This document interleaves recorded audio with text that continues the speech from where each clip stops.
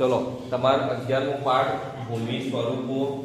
ભૂમિ એટલે જમીન, ધરતી અને સ્વરૂપો એટલે એના પ્રકાર. બરાબર, જમીનના પ્રકારો અને એના સ્વરૂપો કયા અલગ અલગ રીતે છે એના વિશે આજે આપણે અહીંયા અભ્યાસ કરવાનો છે. બરાબર, ચલો ભૂમિના સ્વરૂપો અલગ કઈ રીતે પડે પહેલા તમે જુઓ. ભૂમિના સ્વરૂપો એટલે કે એના પ્રકાર કેટલા છે? તો પર્વત છે, ખીણ છે, ઉચ્ચ પ્રદેશો છે અને મેદાન છે. બરાબર, તમારા ચોપડીમાં તમારે એનું પહેલા જ પેજ પર એનું ફોટો આપેલું છે. બરાબર, પર્વત એટલે કે જે સૌથી ઉચ્ચ હોય, સૌથી ઊંચા હોય.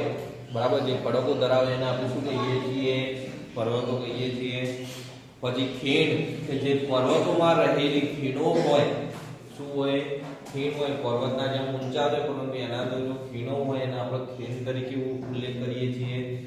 પછી ઉચ્ચ પ્રદેશો એટલે કે એવા પ્રદેશો કે જ્યાં રહેવા લાયક જમીન છે પરંતુ એ પ્રદેશો કેવા છે? ઉચ્ચ છે, એટલે કે ઊંચા સ્થાન પર આવેલા છે.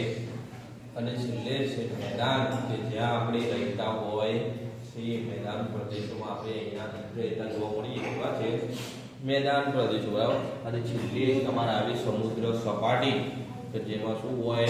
પાણીની સપાટી, ઓંડી પર પાણીથી ભરેલું હોય છે. બરાબર, એમાં સૌપ્રથમ આપણે આજે જોવાનું છે પર્વતોનું વર્ગીકરણ.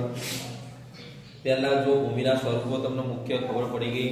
હવે તમારે જે પર્વત, તો પર્વત કોને કહે? તો સમુદ્રની સપાટીથી લગભગ 900 મીટરની વધુ ઊંચાઈ ધરાવતા ઓછા કે તીવ્ર ઢોળાવ અથવા સાંકડા શિખરો ધરાવતા વિસ્તારને પર્વત કહે છે. પર્વત કોને કહીશું?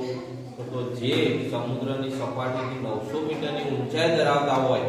બરાબર, સમુદ્રની સપાટી 900 મીટર ઊંચી સપાટી ધરાવતા હોય એટલે કે ઊંચા હોય એને આપણે શું કહીશું? પર્વતો કહીશું. પર્વતો શાના કારણે જોવા મળે?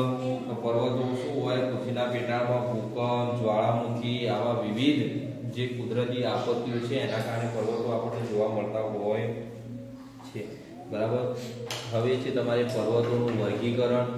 એટલે કે પર્વતો હોય પણ પર્વતો વિવિધ પ્રકારે વિવિધ પર્વતો તમને જોવા મળે છે. તો એનું વર્ગીકરણ કઈ રીતે કરશું? તો પર્વતોનું વર્ગીકરણ કરવાના આપણને 4 પ્રકારો આપેલા છે. કયા કયા? તો ગેડ પર્વત, ખંડ પર્વત, જ્વાળામુખી પર્વત અને અવશિષ્ટ પર્વત છે.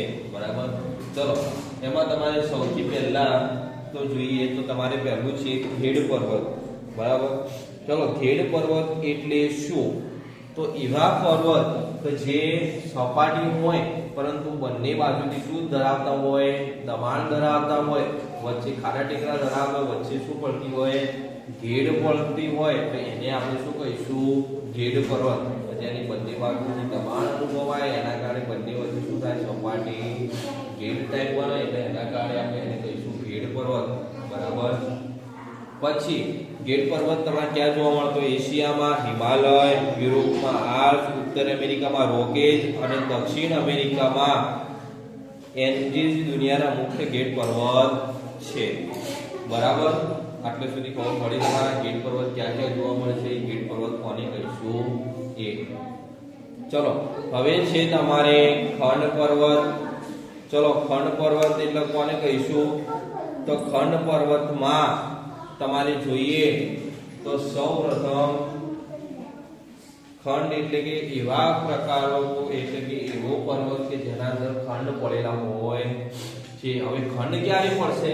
તો જ્યારે કોઈ પર્વત સમાન સપાટી ધરાવતો હોય પરંતુ એના અંદર થાય તમારો ભૂકંપ કે એવું કંઈક આંચકો આવે. બરાબર, અથવા તમારે શું થાય? જમીનમાં તિરાડ પડે, તેનો વચ્ચેનો ભાગ ક્યાં જતો રહે?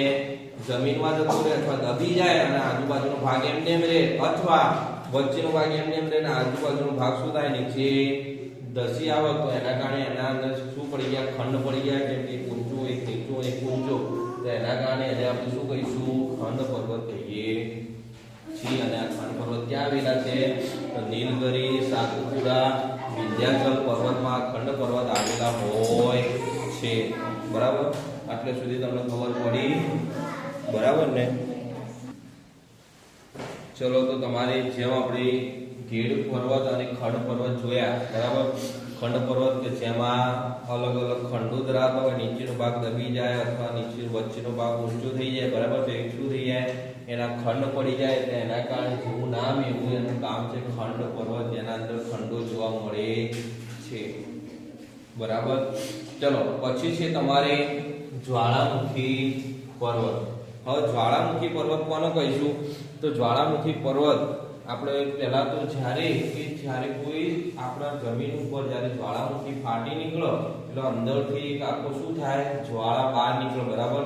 તો આ જ્વાળા જ્યારે બહાર નીકળે અને એના કારણે એક આખા નવા પર્વતની રચના થાય છે. કેમ કે જ્વાળા બહાર નીકળે એટલે શું થઈ જાય, ટેકરો કરી નાખો અને એ જ્યારે જ્વાળા ઠરી જાય એટલે ઠંડી પડે એટલે ત્યાં આગળ શું બની જાય, પર્વત બની જાય. અને એવા પર્વતોને આપણે શું કહીએ, જ્વાળામુખી પર્વત કહીએ છીએ. ચલો સૌથી પહેલી જ્વાળામુખી પર્વતમાં આપણે કહીએ તો એવું કહેવાય છે કે આપણે જે અરવલ્લીની પર્વતમાળા આપણા આખા ભારત દેશમાં સૌથી મોટી પર્વતમાળા એટલે અરવલ્લીની પર્વતમાળા કહીએ છીએ. અને અરવલ્લીની પર્વતમાળા એમ કહે છે કે સૌથી પહેલા ઘણા વર્ષો પહેલા સૌથી મોટી જ્વાળામુખી ફાટી નીકળી હતી અને એના કારણે આખી પર્વતમાળા બનેલી છે.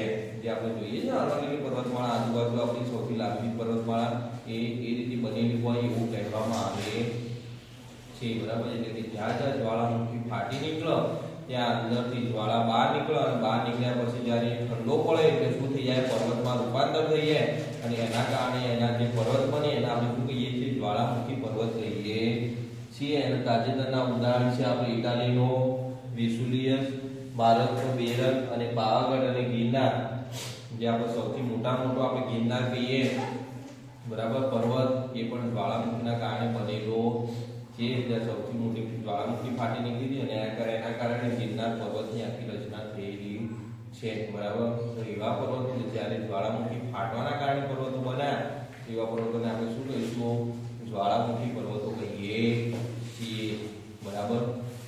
ચલો હવે છે તમારે છેલ્લો પ્રકાર અવશિષ્ટ પર્વત. બરાબર. હવે અવશિષ્ટ પર્વતો એટલે શું થાય, તો એવા પર્વતો કે જે પર્વત તો હોય પરંતુ એની આજુબાજુ સમુદ્ર અથવા કોઈ પણ શું હોય, જ્યારે કુદરતી આપત્તિના કારણે એમાં શું થાય, ઘસારો અડવામાં આવે. બરાબર. એમાં સતત શું થાય, ઘસારો અડતો હોય, પાણી હોય તો પાણીનો ઘસારો સતત અડ કરો તો એના કારણે શું થાય, પર્વતોમાં ઘસારો અનુભવાય અને એના કારણે પર્વતોમાં શું થાય, એના રૂપરંગ આખા બદલાઈ જાય. બરાબર. જ્યાં જ્યાં ઘસારો અડે ત્યાં એનું રૂપ કેવું થઈ જાય, બદલાઈ જાય. એના કારણે એવા પર્વતોને આપણે શું કહીશું, અવશિષ્ટ પર્વતો કહીએ છીએ.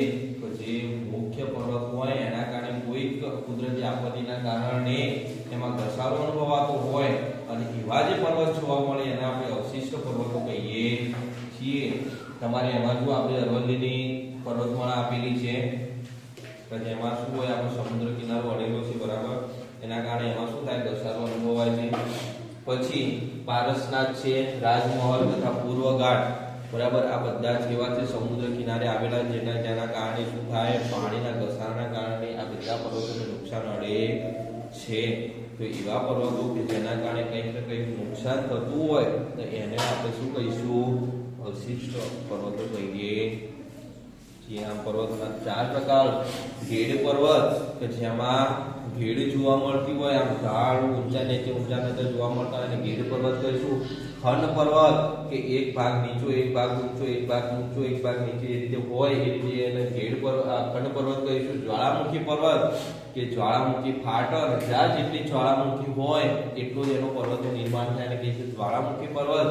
અને અવશિષ્ટ પર્વત એટલે કે પર્વતો હોય પરંતુ એના જે આપણે કહીએ કે દરિયાનું પાણી અથવા કુદરતી વસ્તુઓના કારણે એને જે નુકસાન થતું હોય અને એને કારણે એની જે રચના થાય એને શું કહીએ છીએ, અવશિષ્ટ પર્વતો કહીએ છીએ. બરાબર. આ છે પર્વતોના પ્રકાર. હવે છે પર્વતોનો ઉપયોગ. ચલો હવે પર્વતો તો જોયા, પરંતુ જો પર્વતો ન હોય તો શું થાય? ચલો સૌથી પહેલા તમે આજકાલ જોતા હોય તો ઘરો બનાવવા માટે તમારે કપચીની જરૂર પડે, પથરાની જરૂર પડે. આ બધું ક્યાંથી આવે? પર્વતોમાંથી મળે. તો એનો મતલબ શું થયું કે તમારે દરેક વસ્તુ માટે પર્વતોની જરૂર પડે છે. પણ એક એવી વસ્તુ છે તમારી જીવન જરૂરિયાત વસ્તુ. જ્યારે પર્વતો મુખ્ય આપત્તિ માટે પણ જવાબદાર છે. કોઈક વાર એવું બને કે ખૂબ અસંખ્ય સ્પીડમાં જ્યારે પવન આવતો હોય એની આગળ જો પર્વત આવી જાય તો એના કારણે પવન એને શું કરે છે, પર્વત ટકરાય અને એની ગતિ કેવી થઈ જાય છે, ઓછી થઈ જાય છે. અને એના જે વિરુદ્ધ દિશાવાળા જે જગ્યાઓ છે એને નુકસાન થતું શું થઈ જાય, અટકી જાય. બરાબર. તો તો એક એ ફાયદો છે. પછી પર્વતો હોય તેના કારણે શું થાય, દરિયાઈ પાણી છે એ જે રહેણાંકવાળી જે જમીન છે એના ઉપર ફરી વળતું નથી. પછી છે જ્યારે પર્વતો કદાચ હોય, બરાબર, જો રણ પ્રદેશ આપણે કહીએ છીએ કે ભાઈ અત્યારે ગુજરાતના રણ પ્રદેશમાં સતત શું થાય, વધારો થાય, એટલે કે રણની રેતી ઉડી ઉડીને આગળ આવે, બરાબર. હવે જો ત્યાં આગળ પર્વતો આવી જાય તો એ રણની રેતી આ બાજુ વધારે આવી શકશે નહીં અને રણ પ્રદેશ ત્યાં ત્યાં શું થઈ જશે, અટકી જશે. જેના કારણે રહેણાંક જમીન છે એ સેફ થઈ જશે, બરાબર, સુરક્ષિત થઈ જશે, એના ઉપર કંઈ આવશે નહીં.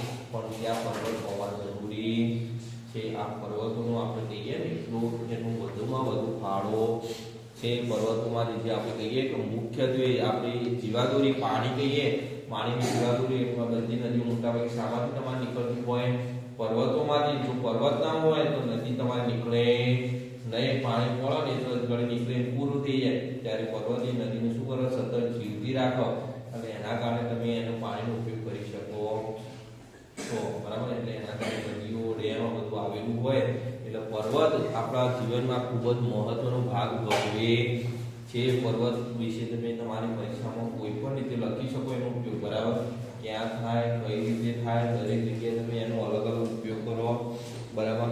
પછી તમારા કયા કયા પર્વતો આવેલા છે અને એની ઊંચાઈ કેટલી છે એ તમને નીચે માહિતી આપી છે, બરાબર, એ તમારે જોઈ લેવાની. સૌથી ઊંચો પર્વત તમને એમાં બતાવે છે લાપાઝનો, જે બોલિવિયા નામના દેશમાં આવેલું, જેની ઊંચાઈ કેટલી છે, 3640 મીટર છે, બરાબર. એટલે કે 3 કિલોમીટર અને 640 મીટર એની ઊંચાઈ છે. 3 કિલોમીટર, બરાબર, એટલી એની ઊંચાઈ છે, ખાલી ઊંચાઈ, બરાબર.